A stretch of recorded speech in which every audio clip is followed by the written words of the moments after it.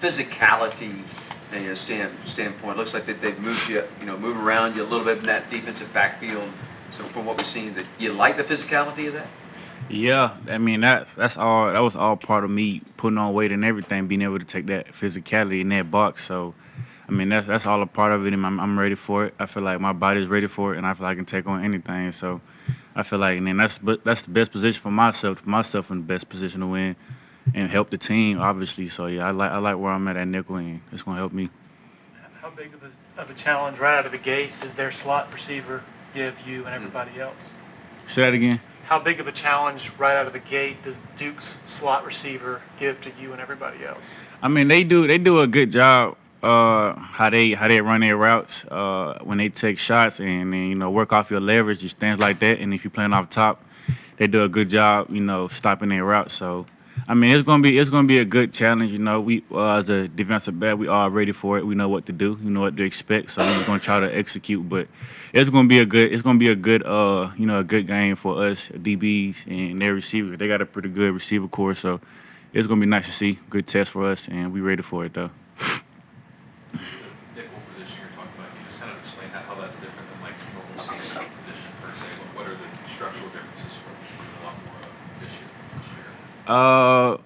At that safety position, I mean, you're the last person out there, so you're all the way back there. And then at the nickel position, it's a lot of things you can do at the nickel position. You can blitz.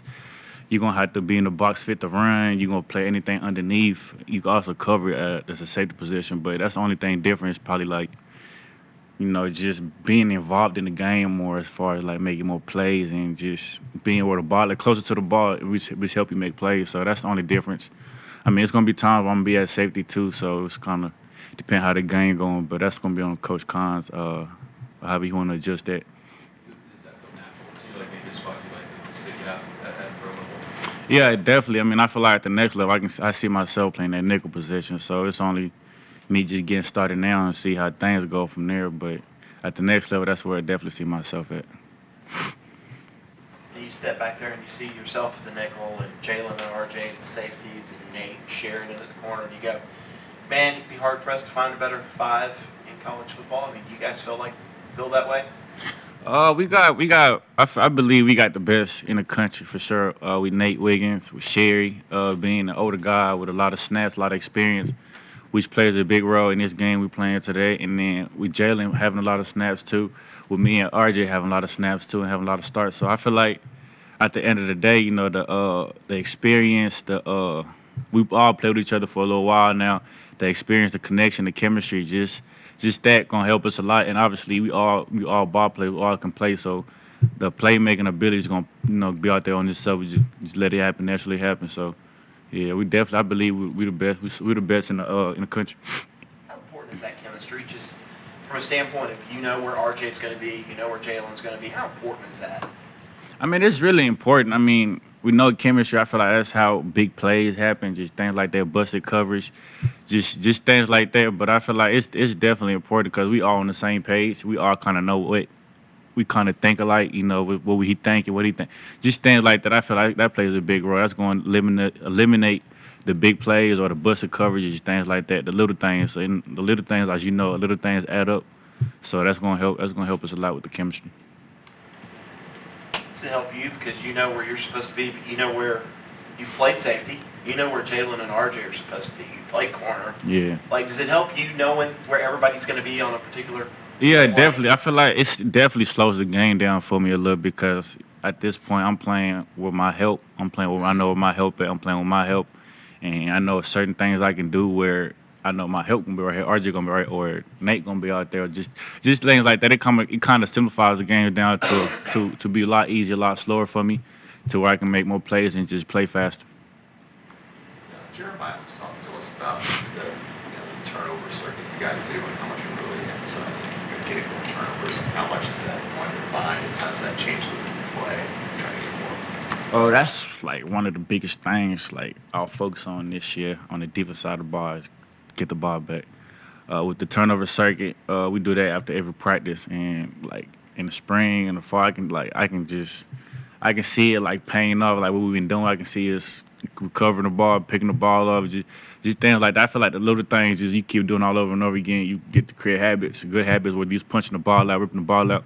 It's gonna naturally happen, but I can see it paying off though. So that's the biggest thing this year is trying to get that ball back.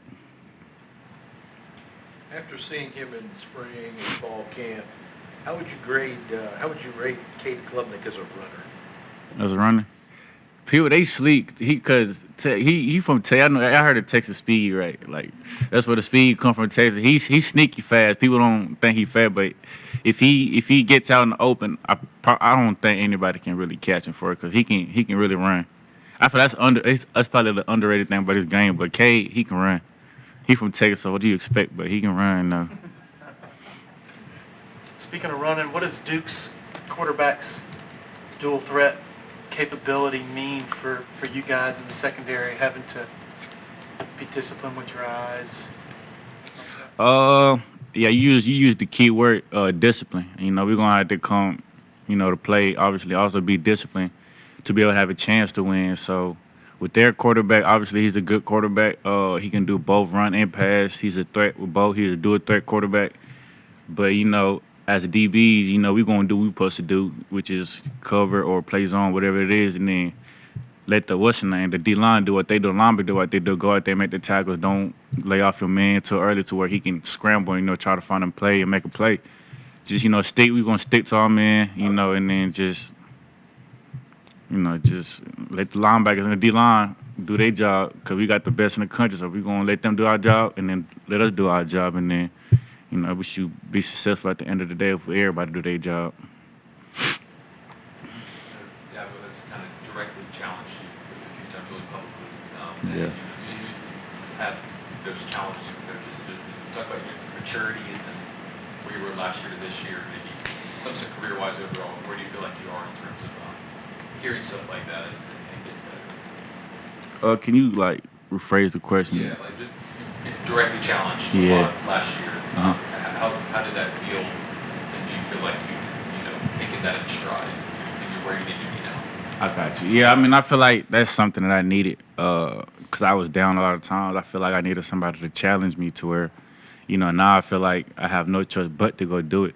So I feel that's the only thing that I needed last year. And Coach Swinney really did a good job. There's some times where you going to hate it because he on you and just things like that. But at the end of the day, it's really just to help you. That's why I kind of realized that late. I just thought he would just chew me up. But at the end, I feel like his main point is he was trying to get across was, he know what he can get out of me, and then he gonna do whatever it takes to get it out of me. So, yeah, the challenge is definitely what I needed. And I accepted the challenge, and I'm still going. I'm gonna keep going. So, and everything being pretty good. I was actually asking RJ Nichols about this, just the guys from Texas, bring up speed. Yeah. What do all the guys from Texas actually bring for us and mindset? Yeah, I would say a different mindset because some of the biggest football is played in Texas, so it's like every Saturday or every Friday or Friday night is nothing but football in Texas. So that's all you sleep, hear about, talk about is just straight football. And then just coming down here, you feel like you love football so much because that's all you've been around. That's all you hear when you're in Texas, just things like that. And then when you come here, the love for the game just becomes more. I feel like then that's kind of contagious. I feel like other guys can, what's the word I'm looking for? Can feed off of that. I feel like that's something that we bring because we love to play football. And, we just trying to get everybody on the same page, love to play football because you love to play football. That's when you have fun. And when you have fun, that's when you're out there doing what you're supposed to be doing. So it's the love for the game for us that we bring down here. You love brisket like Kate likes brisket? Say that again? You like brisket like Kate likes brisket? I don't have a problem with brisket. If it's there, I'll eat it, but I wouldn't order it. Yeah. Any questions for Andrew from Zoom?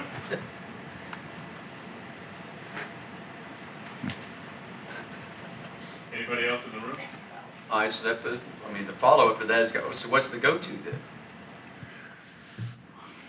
What were we talking, from where?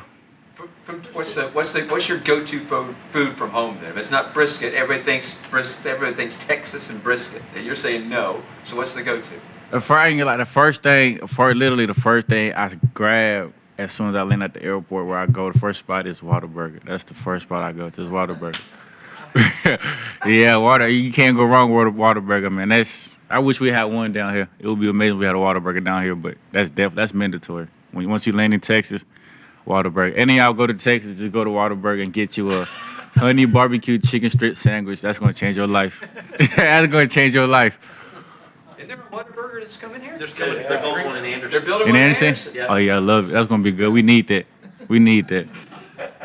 Definitely. Yeah, you're not wrong. That's a maybe. That's a big maybe. Anybody else for you? All right, thank you, Andrew. Appreciate y'all.